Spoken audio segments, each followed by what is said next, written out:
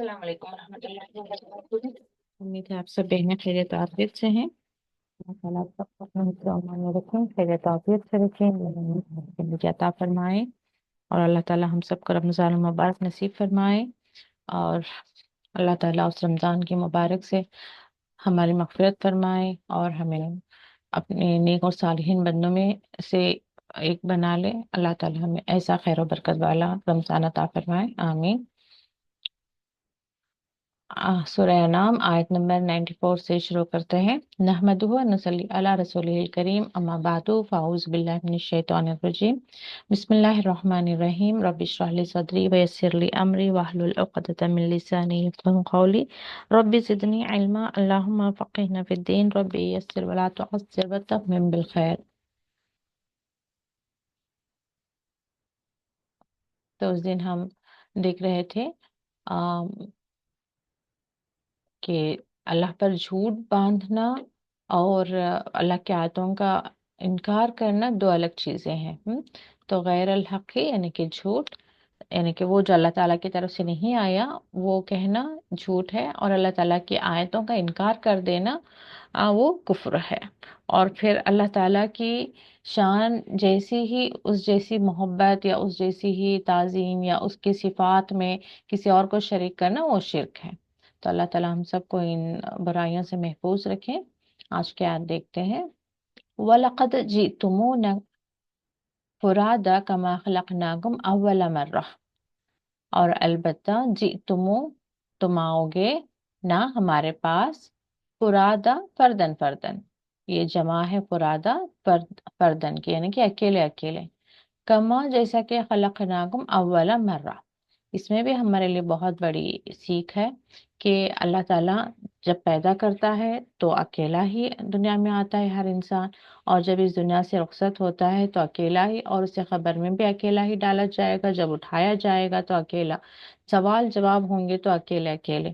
تو یہاں پر جب ہم زندگی گزار رہے ہیں اس وقت ہم جو ہے اچانک سے ہم نے ایک ایسا سسٹم بنا لیا ہے کہ گروپ، جماعت کس طرف جا رہی ہے، ہمارا خاندان کیا کر رہا ہے، ہمارے پڑوسی کیا کر رہے ہیں، ہمارے دوست کیا کر رہے ہیں، معاشرہ کیا کر رہا ہے، یہ ہمارے اندر سوچ چلتے رہتی ہے۔ جیسے پیدا ہوئے ہم اکیلے، جیسے جانا اکیلے ہے، اللہ کی وحدانیت، اللہ کے بندے بن کر رہنے کے لیے بھی ہمیں جو ہے اکیلے ہی چلنا ہے۔ یعنی کہ کوئی اور ہمارے ساتھ اللہ تعالیٰ کے راستے میں آتا ہے تو اٹس ویری، یعنی کہ جیسے کہ اللہ تعالیٰ فرماتے ہیں کہ نیکی اور تقوی میں ایک دوسرے کی مدد کرو، تو کوئی ہمارا مددگار بن کر، ساتھی بن کر اللہ تعالیٰ کی طرف ہمارے ساتھ آ رہا ہے تو اٹس ویل اینڈ گڈ، لیکن ہمیں اس راستے سے ہٹا رہا ہے، اور ہمیں صرف اس راستے سے اس لیے ہٹ جائیں کیونکہ کوئی اس طرف نہیں آ رہا ہے، تو پھر وہ جو ہے ہمارے لیے یہ آیت میں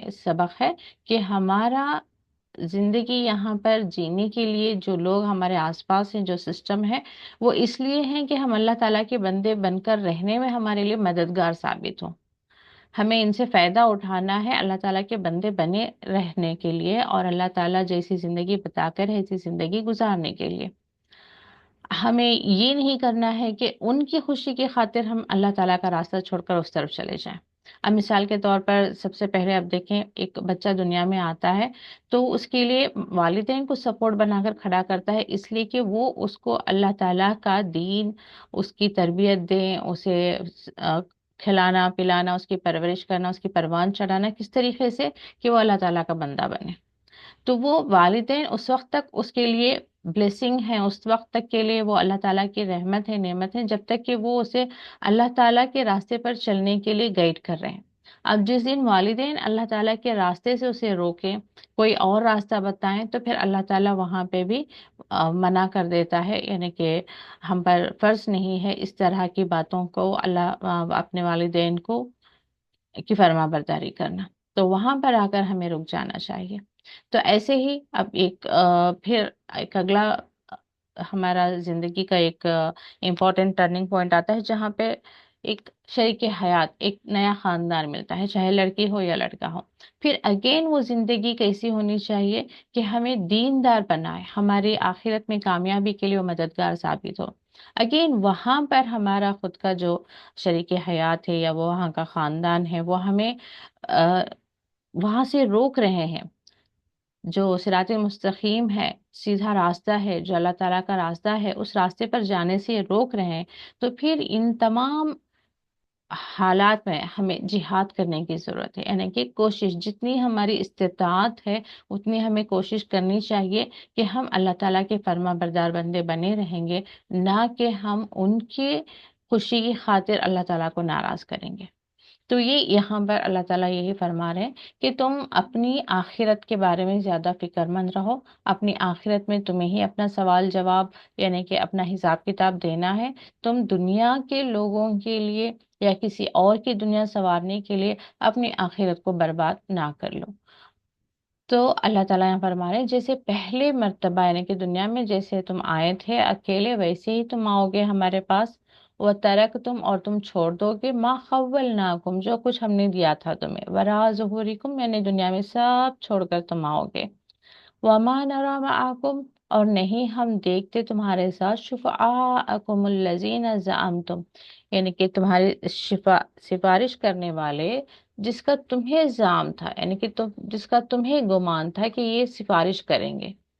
अन्नहुम फीकुम शुरकाओ, कि वो तुम में साझी हैं, यानी कि दुनिया में तो तुम्हें बहुत एक यकीन था कि ये मेरा साथ देंगे, ये मेरी मदद करेंगे। जैसे अक्सर वालिदैन भी बहुत जोश में आकर कहते हैं कि तुम रमजान का रोजा मत रहो, तुम्हारे गुनाह मैं ले लूंगी। अक्सर माए माओं को ऐसे कहते हुए सुना है। यहाँ दुनिया में कहने के लिए बहुत आसान है। यहाँ तक कि बीमारियों के बारे में भी, कोई बीमार है तो उसे अल्लाह ताला से उसके लिए शिफा मांगने की बजाय मांगते हैं, लेकिन फिर भी एक पॉइंट पर आकर इंसान, जैसा कुरान में खुद आ गया कि इंसान बहुत जल्दी करता है शर की दुआ मांगने में, खैर की दुआ के मुकाबले में शर की दुआ मांगने में बहुत जल्दी करता है। तो क्या कह बैठता है कि बीमारी मुझे आ जाए, तुम्हारे बदले मैं मर जाऊं। यहाँ तक कि मैं किसी को सुन रही थी कि उनकी वालिदा बीमार है, तो वो कह रही हैं कि मेरी माँ को सेहत मिल जाए, चाहे तो मेरी औलाद अल्लाह ताला ले ले। तो ये इस तरह की बातें मुझे लगता है कि नहीं करना चाहिए, क्योंकि अल्लाह ताला शिफा देना वाला है। उसके सामने इस तरह की बगैर सोचे समझे जो है बात रखना कि वो भी जान है ये भी जान है। माँ से मोहब्बत है तो औलाद से भी मोहब्बत होनी चाहिए, मगर माँ के जान के लिए औलाद की कुर्बानी दे दें, ये एक अजीब सा मेंटालिटी है, मुझे समझ नहीं आता। तो ये जो है इंसान के अंदर बहुत जल्दबाजी होती है कि वो शर की दुआएं बहुत मांगता है। जैसे हम यहाँ पे भी देखते हैं कि तुम अगरचे वाकई में अल्लाह के रसूल हो तो तुम हमारे लिए दुआ करो कि तुम आसमान से कोई अजाब लेकर आ जाओ, या आसमान हम पर टूट पड़े, या पत्थरों की बारिश हो जाए। क्यों? अ, तुम अगर अल्लाह के रसूल हो तो उसके लिए पॉजिटिव भी तो हम मांग सकते हैं कि तुम, हाँ वो भी एक जगह पे आता है कि वो वहां पर कहते हैं कि तुम अल्लाह के रसूल हो तो इन दो पहाड़ों को सोने के पहाड़ बना दो, यहाँ सहरा में हमारे लिए नदी बहा दो। हाँ ये फिर भी अच्छी बात है कि हम हमेशा पॉजिटिव बोला करें, पॉजिटिव सोचा करें।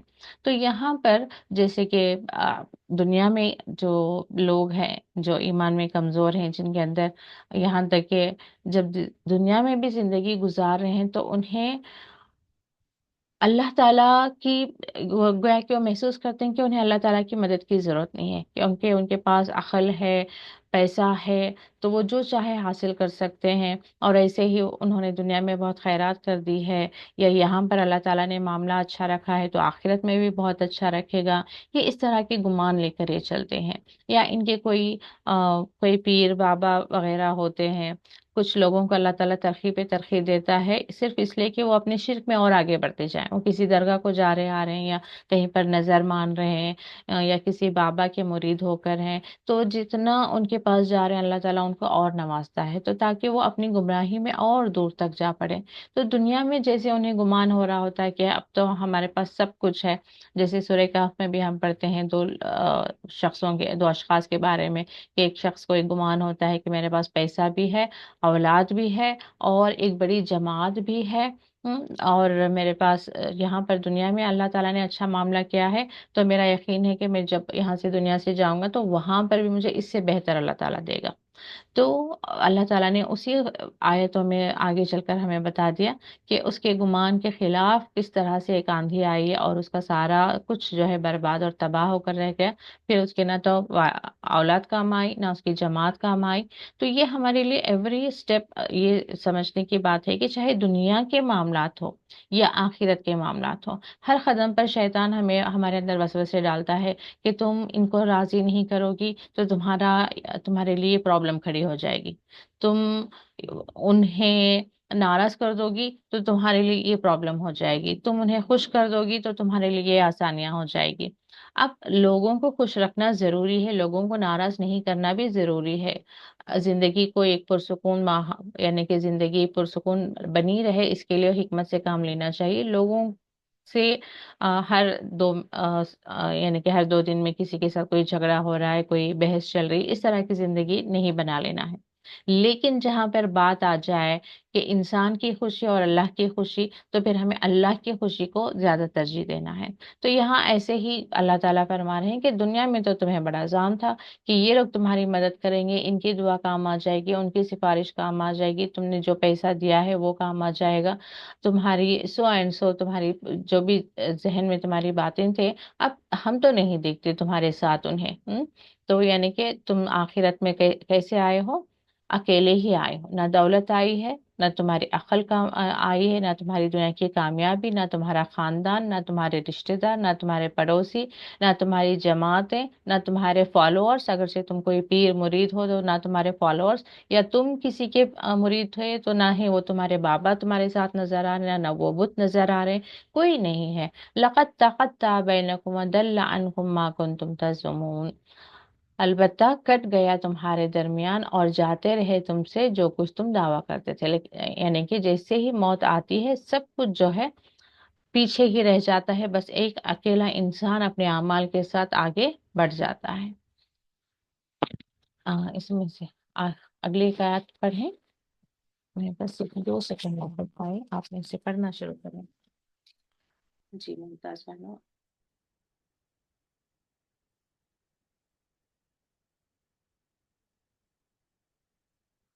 میں نے انمیوٹ کیا آپ کو۔ ممتاز کہاں گیا؟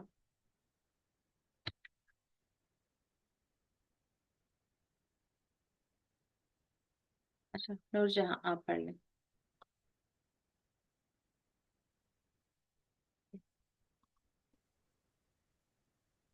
ان اللہ خالق الحب، یہاں سے پڑھیں۔ جی، اعوذ باللہ من الشیطان الرجیم، بسم اللہ الرحمن الرحیم۔ ان اللہ فالق الحب حبی والنوا یخرج الحی من المیت ومخرج المیت من الحی ذالکم اللہ۔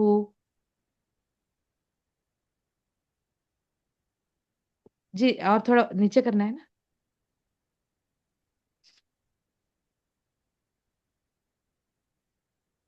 ہیلو،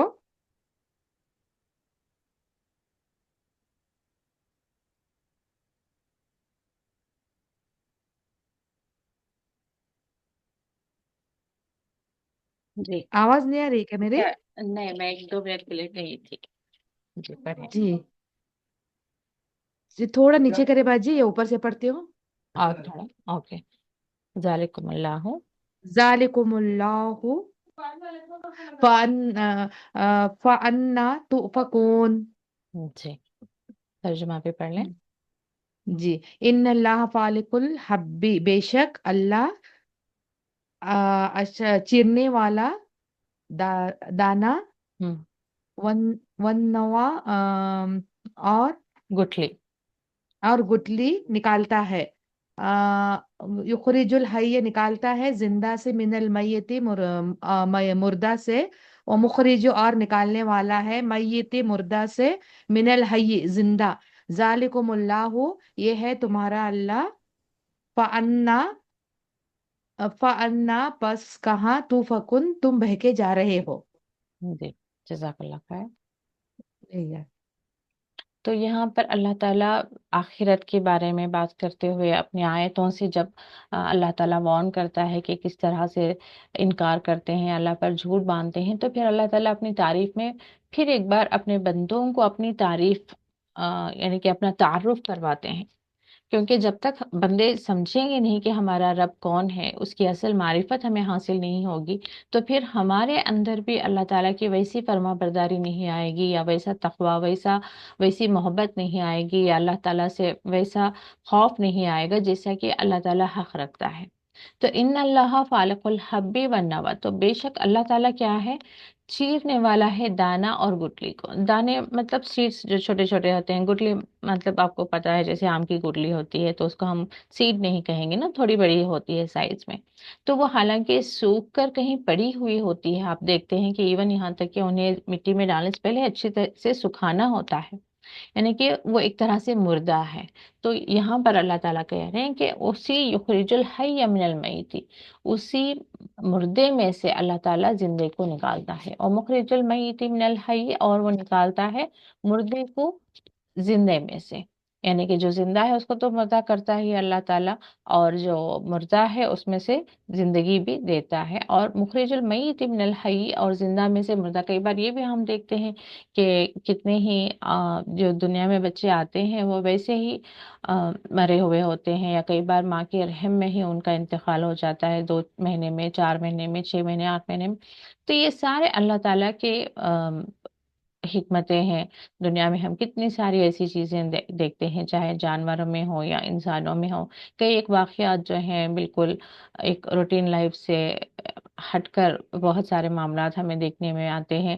تو یہ کون کرتا ہے؟ یہ اللہ تعالیٰ انٹینشنلی کرتے ہیں یعنی کہ عقل والوں کے لیے، کہ وہ اپنی نشانیاں پیش کرتے ہیں تاکہ جو عقل رکھتے ہیں وہ اللہ اپنے رب کو جو ہے کیا کہتے ہیں، پہچانے، اس کی معرفت حاصل کریں.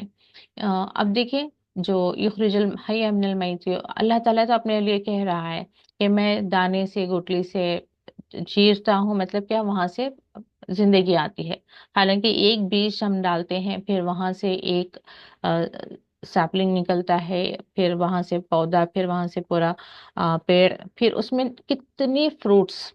بیج ہم نے ایک ڈالی لیکن وہاں سے پھر کتنے فروٹس ہمیں حاصل ہو جاتے ہیں، کتنے پھل ہمیں نصیب ہو جاتے ہیں. تو یہاں پر ہم یہ دیکھ سکتے ہیں کہ اللہ تعالیٰ کیا بتا رہے ہیں کہ وہ رب اتنے خیر و برکت سے نوازنے والا ہے کہ اس کی راہ میں ہم ایک کوشش کریں گے تو پھر اللہ تعالیٰ جو ہے ہمیں بہت ساری نعمتوں سے ہمیں نوازنے والا ہے.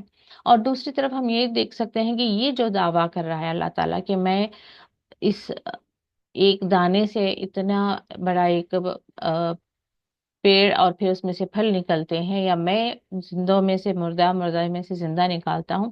یہی چیز میں کہتی ہوں جو لوگ بتوں کو مانتے ہیں ان سے سوال کر لیں وہ، یا کسی، اب جیسے عیسیٰ علیہ السلام کو جو خدا کہتے ہیں، کیا کبھی عیسیٰ علیہ السلام نے یہ کہا ہے ان کے بائبل میں کہ میں یہ کام کر سکتا ہوں؟ کیا جیسے اللہ تعالیٰ کے ہم قرآن میں پڑھتے ہیں سبح للہ ما فی السماوات و ما فی الارض، کہ تسبیح بیان کرتا ہے جو کچھ آسمان اور زمین میں ہے اللہ کی. کیا ان کا کوئی بت وہ کلیم کرے گا کہ زمین و آسمان میں جو کچھ ہے وہ میری تسبیح بیان کرتا ہے، جو کچھ آسمان و زمین میں ہے وہ میں نے بنایا ہے، میں زندوں کو مردے میں سے، مردوں کو زندے میں سے نکال سکتا ہوں؟ یعنی کہ اللہ تعالیٰ کے ساتھ جن کا بھی، یا اللہ تعالیٰ کا جو انکار کر رہے ہیں. ابھی دیکھیں قرآن سب کے لیے آئی ہے. یہ میں اور آپ تو اللہ تعالیٰ کی ذات پر ایمان رکھتے ہیں، ہاں تھوڑی نافرمانیاں ہو جاتی ہوں گی، کچھ آیتوں پہ ہم عمل کر لیتے ہیں، کچھ کا نہیں کرتے. لیکن ایک گروپ ایسا بھی ہے جو ٹوٹلی رب کے ہونے کو مانتا ہی نہیں. تو اس طرح کے لوگوں کے لیے یہ آیتیں جو ہیں غور و فکر کرنے کے لیے ہیں کہ تم سوچو تو صحیح، سمجھو تو صحیح. تم جس بت کو، جس پتھر کو، جس پیڑ کو، یا جس جانور کو تم اپنا معبود بنائے بیٹھے ہو، اس کے لیے، اس کے بارے میں کیا یہ آیت فٹ بیٹھے گی؟ یعنی کہ وہ اس آیت پر پورا اترے گا؟ یا پھر جس کو بھی تم اپنا رب کہتے ہو ادر دین، کیا کہتے ہیں ان کے جو مذہب میں انہوں نے بنا لیا ہے کہ یہ ہمارا بھگوان ہے، وہ ہمارا بھگوان ہے، تو وہ کیا کلیم کرتے ہیں، کیا ان کی کتابوں میں ہوتا ہے؟ تو یہ غور و فکر کریں گے تو انہیں سمجھ آ جائے گا کہ اصل رب تو وہی ہے نا جو ساری کائنات کو بنایا ہے، اور پھر کلیم بھی کر رہا ہے کہ ہاں یہ ساری کائنات کو میں نے بنایا ہے، اس جس میں جو کچھ ہے اس کو میں کنٹرول کر رہا ہوں، میں مینیج کر رہا ہوں، مجھے معلوم ہے بادلوں کا چلنا، پانی پہ جو کشتیوں کا تیرانا، یا پھلوں کو سیڈ سے، بیج سے پھلوں کا پودوں کا نکلنا، پھر اس کا درختوں کا بننا اور اس میں سے پھلوں کا نکلنا، یہ سارا کچھ میں کر رہا ہوں، یہ اللہ تعالیٰ فرما رہے ہیں۔ کیا واقعی تمہارے معبود بھی یہ کہتے ہیں؟ تو وہاں پر سوچنے کی ضرورت ہے جو کوئی بھی اللہ تعالیٰ کا انکار کرتے ہیں۔ تو ذالکم اللہ فانا یؤفکون توفکون، تو اللہ تعالیٰ یہی فرما رہے ہیں کہ یہ تمہارا رب ہے، یہ تمہارا رب ہے جو یہ کر سکتا ہے، تو پھر تم کہاں بہ کے چلے جا رہے ہو، کس کو اپنا رب بنائے بیٹھے ہو اور کس کی فرما برداری میں لگ گئے ہو؟ مردے کو زندہ کرنے والے رب کے لیے کیا مشکل ہے کہ وہ کسی کو اولاد دے دے، کسی کی بیماری دور کر دے، اور کسی کے دنیا کو جو ہے بہتر بنا دے، دنیا کے تمہارے حاجتوں کو پورا کر دے؟ یہ اللہ تعالیٰ اس پر قادر ہے، اگر نہیں کر رہا ہے تو اس میں تمہارے لیے کوئی بھلائی ہے یا اس میں کوئی حکمت ہے؟ فالق الاسباح، اب نیکسٹ اللہ تعالیٰ فرما رہے ہیں، چلے آپ میں سے کوئی پڑھ لیں اس کا آیت کو۔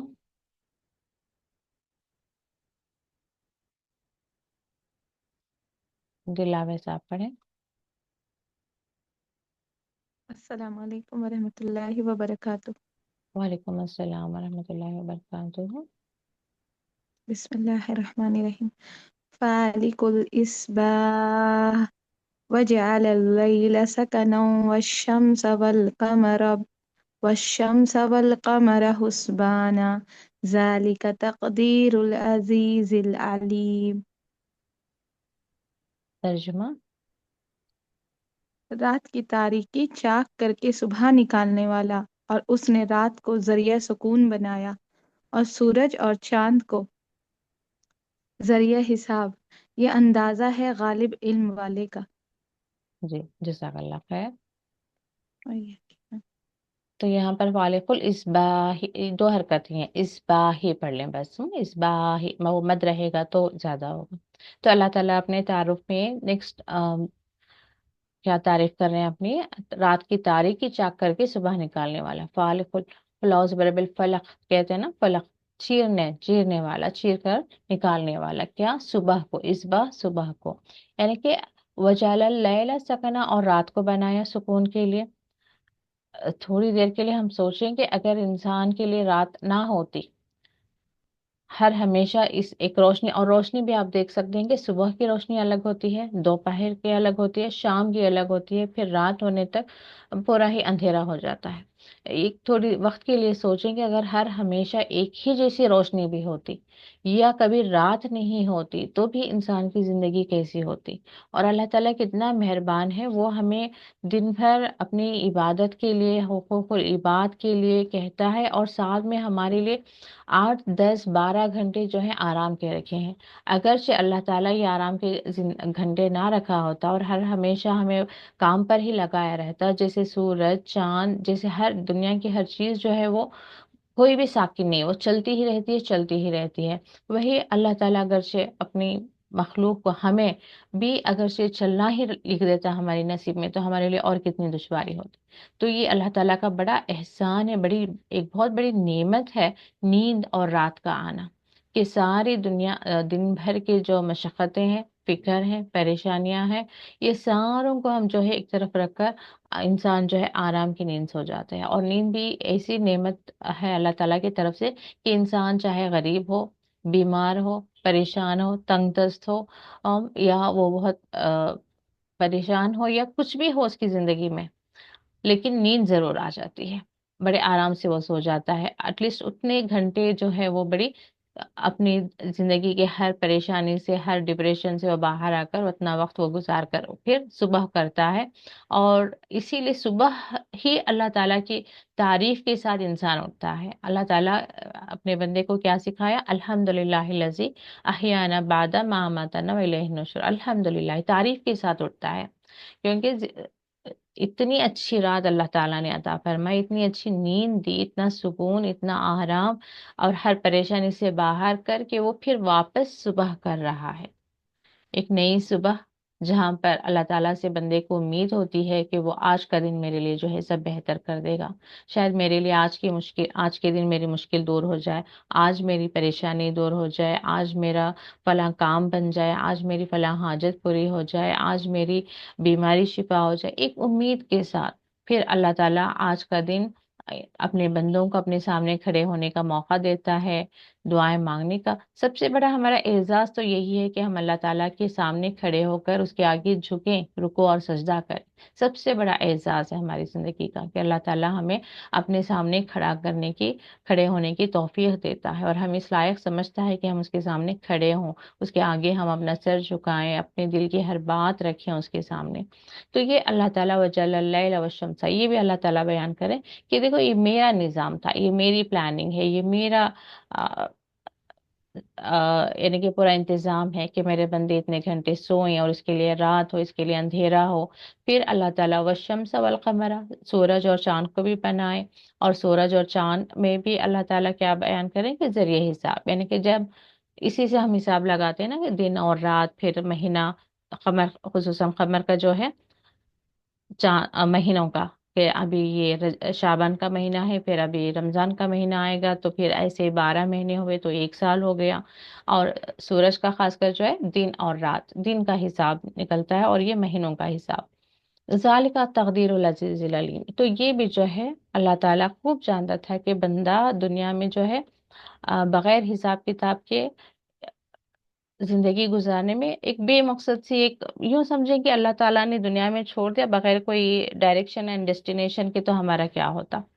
تو آج ہمارے ذہن میں تھوڑی دیر کبھی نیند سے جاگ جائیں، ہمیں جلدی پتہ نہ چلیں کہ ہم کبھی، تھوڑی وقت لگتا ہے خاص کر گہری نیند سے جب ہم اٹھتے ہیں، تو ذہن میں یہ بات ہی نہیں رہتی کہ ہم صبح میں اٹھ رہے ہیں یا شام میں، یعنی کہ فجر پڑھ کر سوئے ہیں یا ابھی ہمیں عصر پڑھنا ہے، آج دن کون سا ہے۔ کبھی ایسا ہوتا ہے نا کہ اب جیسے میں ماں ہوں، بچوں اچانک سے نیند سے جاگتی ہوں، تو کبھی یوں لگتا ہے کہ اچھا بچے اسکول گئے نہیں، میں سوتی رہ گئی کیا؟ پھر 2 منٹ کے بعد یاد آتا ہے کہ نہیں نہیں، وہ سب ریڈی ہو کر چلے گئے، اس کے بعد میں سوئی ہوں۔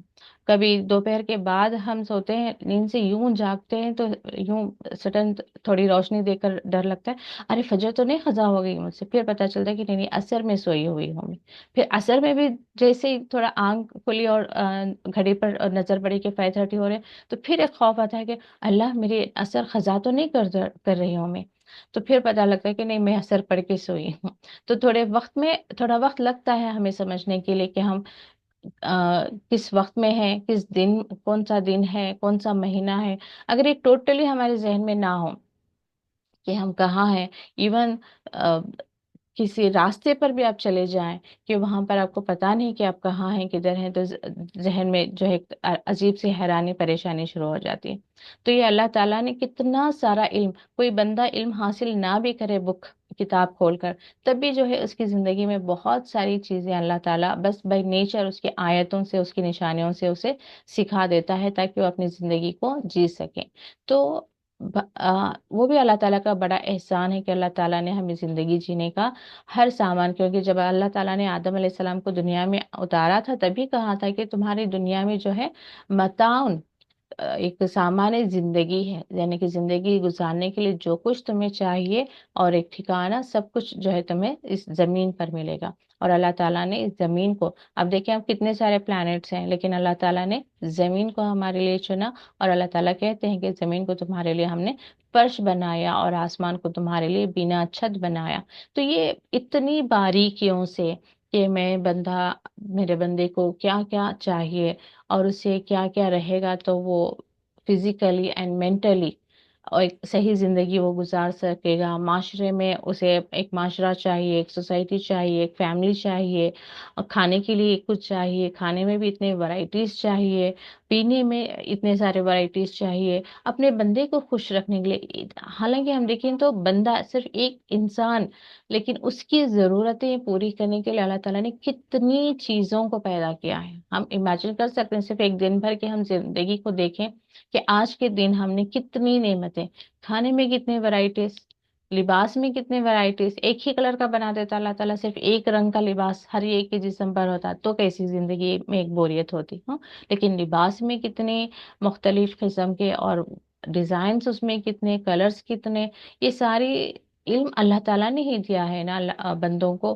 پھر آپ جسٹ ایک پلانٹس بھی دیکھیں کہ پلانٹس میں کتنی ورائٹیز. اب ایک گارڈن میں آپ چلے جائیں، صرف وہ ڈفرینٹ ڈفرینٹ پلانٹس کو، ڈفرینٹ فلاورس کو دیکھنے میں انسان کتنا خوشی محسوس، کتنا مسرت محسوس کرتا ہے. کھانے میں آپ دیکھیں کہ یہ اب لنچ کا مینیو ہی آپ دیکھ لیں، وہاں پر آپ کے دسترخوان پہ کم سے کم 4-5 ڈفرینٹ چیزیں ہوں گی، اور اس میں نہ جانے کتنے انگریڈینٹس پڑے ہوں گے. اتنی باریکی سے اللہ تعالیٰ نے ہماری زندگی کو پلان کیا، ہمارے لیے ساری چیزیں پیدا کی. ہمارے علاوہ کوئی اور یوز کرتا ہے یہ ساری چیزیں؟ ہمارے علاوہ کہیں اور کسی کے کام آنی ہے یہ ساری چیزیں؟ نہیں، اللہ تعالیٰ فرماتا ہے کہ تمہارے لیے مستخر کیا ہے یہ ساری چیزیں. تو اس طریقے سے جو ہے اللہ تعالیٰ کے ہم اب بہت، جتنے بھی ہم نعمتیں سوچیں نا بہت کم ہے. اللہ تعالیٰ کے جتنے ہم شکر گزار بندے بنے بہت کم ہے. وَهُوَ الَّذِي جَعَلَ لَكُمُ النُّجُومَ، تو اللہ تعالیٰ ایک اور اپنی جو فیور ہے، جو احسان ہے وہ بتا رہے ہیں کہ نجوم، ستارے. کبھی سوچیں کہ آسمان صرف بلیک آپ کو نظر آ رہا ہے، وہاں پہ کوئی روشنی نہیں ہے، تو بھی کتنا عجیب ہو جاتا. اور اس کے علاوہ جو ستارے ہیں، پہلے کیا تھا، انہی کو دیکھ کر جو ہے راستے معلوم کرتے تھے کہ کس ڈائریکشن میں جانا ہے. خصوصاً آپ صحرا کو دیکھیں، صحرا کتنا بڑا ہوتا ہے، اور سمندر کو دیکھیں، یعنی کہ دور دور تک آپ کو کوئی لینڈ مارکس وہاں پر نظر نہیں آتے. ابھی تو سٹی لیول میں ہم دیکھ لیتے ہیں نا کہ وہاں پہ وہ بلڈنگ تھی، وہاں پر وہ دکان تھا، وہاں پر کوئی شاپ تھا، کوئی بھی ہم لینڈ مارک رکھ لیتے ہیں، وہاں پر ایک سگنل آئے گا، وہاں پہ ایک بلڈنگ تھی، کچھ بھی. لیکن آپ صحرا میں اور سمندر میں، اور ایون جب جو پلینس جا رہے ہیں وہاں پر آپ دیکھیں اسپیس میں، دور دور تک آپ کو کوئی لینڈ مارک نظر آئے گا کہ آپ کدھر جا رہے ہیں، کدھر جانا تھا. تو یہ فیصلہ ڈیسائیڈ کیسے کریں گے آپ؟ تو یہ جو ہے اس وقت ستارے جو ہوتے تھے، ان کو بہت زیادہ لوگوں کو اللہ تعالیٰ نے اس کا علم دیا تھا کہ فلاں ستارہ اس ڈائریکشن میں ہے، وہ فلاں ستارہ وہاں ہے، یعنی کہ ان کو دیکھ کر انہیں اندازہ ہو جاتا تھا کہ ہمیں اس ڈائریکشن میں جانا ہے، ہماری منزل اس طرف ہے. تو یہ اللہ تعالیٰ فرما رہے ہیں کہ ستارے، اور سورہ ملک میں ہم دیکھتے ہیں کہ ان کے اس کے تمہیں راستہ معلوم کرنے کے لیے بنایا، اور اس کے علاوہ شیطانوں کو وہ مارنے کا آلہ ہے کہ جب وہ چک کر وہ سننے کی کوشش کریں گے فرشتوں کی باتیں، تو انہیں جو ہے وہ ستارے انہیں ماریں گے. اسی کو ہم وہ کامٹس کہتے ہیں، گرتا ہوا ستارہ، اس طرح سے. ظلمات البر والبحر، تو وہی بات ہو رہی ہے خشکی میں. یوں آپ صحرا میں بڑی زمین جہاں پر اکثر ہم مکہ میں، جب ہم جدہ سے ہم مدینہ جا رہے ہوتے ہیں نا، تو وہاں میرے ہسبینڈ کہتے ہیں یہاں پر خصوصاً ہوٹل کے لیے اترنا ہوگا، اور اندر آپ جا کر باہر آ رہے ہیں، یہ کار آپ کس طرف پارک کر رہے ہیں آپ، کیونکہ اب جب باہر آئیں گے تو آپ کو بالکل اندازہ نہیں ہوگا کہ کار آپ کی کس ڈائریکشن میں جا رہی تھی. تو پورا ہوش و حواس کے ساتھ آپ کو پورا خیال رکھ کر آپ کو جانا ہے اندر کہ ہم کس طرف سے آئے ہیں، کیونکہ پورا دونوں سائڈز جو ہے نا ایک جیسا، کوئی لینڈ مارک نہیں. دور دور تک جو ہے right side and left side بھی صرف زمین اور پہاڑ. اور بالکل آپ اگر شکار تھوڑی دیر کی پارکنگ کرنے کے لیے آپ تھوڑا سا بھی الٹ پلٹ کریں نا، تو بالکل خیال نہیں ہوگا کہ ہم ادھر جا رہے تھے یا ادھر آ رہے تھے. تو ویسے ہی اندازہ آپ لگا سکتے ہیں کہ جو بری، ایون اگر صحرا نہیں بھی ہے، تو اگر زمین اتنی بڑی ہے کہ وہاں پر آس پاس کوئی بلڈنگز وغیرہ نہیں ہے، پیڑ وغیرہ نہیں ہے، پیڑ رہیں تو بھی اتنا آسانی سے ہم نہیں معلوم کر سکتے انلیس اینڈ انٹل کہ وہاں پہ کوئی بورڈس لگے ہوئے ہوں، کوئی بلڈنگس ہو، تو ان کی پہچان سے ہم ذہن میں رکھ سکتے ہیں کہ اچھا یہ راستہ ہم ادھر جا رہے تھے، یہ وہ راستہ ہے. ادروائز بالکل اندازہ نہیں ہوگا کہ ہم ایسٹ جا رہے ہیں، ویسٹ جا رہے ہیں، نارتھ جا رہے ہیں، ساؤتھ جا رہے ہیں. ہاں آج کل فون وغیرہ آئے ہیں، لوکیشنس آ گئے ہیں، وہ الگ بات ہے. تو پہلے کی بات ہے. تو خشکی اور دریا دونوں ہی جگہ میں جو ہے آپ کو ستاروں سے راستہ معلوم کرنا تھا۔ قد فصلنا الآیات لقوم یعلمون، تو بے شک ہم نے کھول کھول کر بیان کر دی ہیں ان لوگوں کے لیے، اب یعنی کہ آیتوں کو کھول کھول کر بیان کر دی ہیں ان لوگوں کے لیے جو علم رکھتے ہیں۔ یعنی کہ اب بیٹھ کر تھوڑی دیر کے لیے بہت گہرائی سے سوچیں نا آپ کی زندگی کی ایک ایک چیز کو، چاہے آپ کے جسم کے اعضاء ہی کیوں نہ ہو، آنکھ، آپ کے ہاتھ، آپ کے کان، آپ کے پیر، اور دنیا میں اللہ تعالیٰ وہ لوگوں کو بھی رکھا ہے جن کو آنکھ دیے بغیر ان کے اندر اگین اللہ تعالیٰ نے کوئی خاص خصوصیت رکھ دی ہے کہ وہ آنکھ سے دیکھے بغیر ہی زندگی کو بہت بہترین طریقے سے جی رہے ہوں گے۔ کسی کو ڈیزیبل بنا ہے، ہاتھ نہیں ہے لیکن پھر بھی وہ زندگی بڑی کمال کی جی رہے ہوتے ہیں، پیر نہیں۔ کہیں یوٹیوب پہ میں دیکھ رہی تھی کہ وہی ایک ماں ہے، اس کے دونوں ہاتھ نہیں ہے لیکن وہ اپنی بچے کی پرورش کر رہی ہے۔ تو اللہ تعالیٰ وہ بھی دکھاتا ہے دنیا میں کہ جب وہ کسی کو علم دینے پر آتا ہے، جب وہ کسی کو کسی کام کے لائق بنانے پر آتا ہے، تو اللہ تعالیٰ انسان کو وہ اعضا کی بھی محتاج نہیں رکھتا، دولت کا بھی نہیں رکھتا، یعنی کہ جس سے جو دینا ہوگا اللہ تعالیٰ دے کر رہتا ہے، اور بڑی حکمت والا ہے، بڑا علم والا ہے۔ تو ایسے رب کے ہمیں بندے بننا ہے، اس سے بہت زیادہ محبت کرنا ہے، اس کی ناراضگی کا ڈر ہمارے اندر ہونا ہے۔ ہمیں ایسا کوئی عمل نہیں کرنا ہے کہ ہمارا رب ہم سے ناراض ہو جائے، کیونکہ جتنی ہمارے پاس نعمتیں ہیں وہ اللہ تعالیٰ کی رضا سے ہی ہیں، تو ہمیں اس کے بہت زیادہ شکر گزار بندے بن کر، اس کے فرما بردار بندے بن